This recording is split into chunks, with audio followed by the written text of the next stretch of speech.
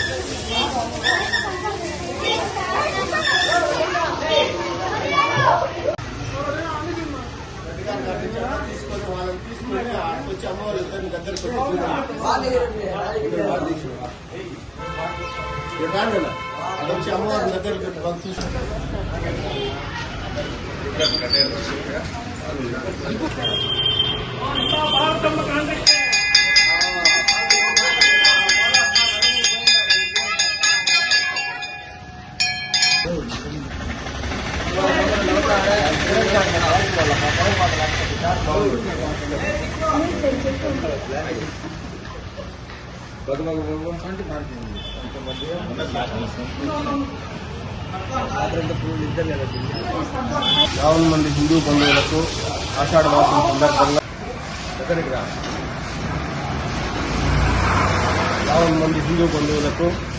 ఆషాఢ మాసం సందర్భంగా అమ్మవారి ఆశీస్సులు కలగాలని కోరుకుంటూ ప్రతి సంవత్సరంలానే ఈ సంవత్సరం కూడా ఆషాఢ మాసంలో అమ్మవారికి పూజలు చేయడం మన ఆనవాయితీ కాబట్టి తరతరాలుగా వస్తున్న ఆచారం ప్రకారం ఈ సంవత్సరం కూడా ఆషాఢ మాసంలో శ్రీ పటాలమ్మ తల్లికి దీపాలు మోయాలని వచ్చే మంగళవారం అనగా 4/8/2026 తేదీన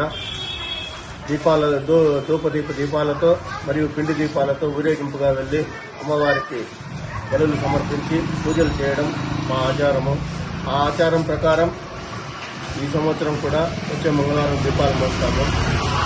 ఈ దీపాల ఊరేగింపులో ప్రతి ఇంటి నుండి ప్రతి హిందూ బంధువులు ప్రతి ఒక్కరూ ఒక 3 పిండి దీపాలు తీసుకొని కట్టలో ఉంచుకొని ఊరేగింపుగా అమ్మవారికి సమర్పించడం చాలా మంచిది.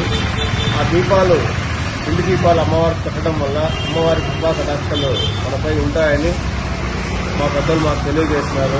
అదే ప్రకారము ఈ పిండి దీపాల ఊరేగింపుతో అమ్మను పూజించే దానివల్ల అమ్మ శాంతించి వానలు సకాలంలో కురిపించి వాడి పంటలు సుభిక్షంగా కలుగుతాయని, అమ్మవారి ఆశీస్సులు అందరికీ అందుతాయని, ఎటువంటి అంటువ్యాధులు కానీ ఇతర ఏ విధమైన వ్యాధులు కానీ ప్రజలకు దరిచేరకుండా అమ్మవారు రక్షిస్తుందని మన నమ్మకము. ఆ నమ్మకాన్ని వమ్ము చేయకుండా ఆ తల్లి నేరుగా మనం కాపాడుతూ వస్తోంది.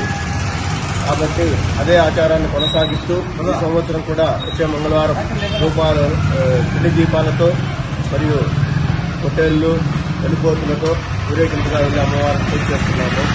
ప్రతి ఒక్కరూ దయచేసి హిందూ బంధువులందరూ మీ ఇంటి వద్ద నుండి ప్రతి ఒక్కరూ పిండి దీపాలు తీసుకొని వచ్చి ఊరేగింపులో పాల్గొనవలసిందిగా కోరుతున్నాము.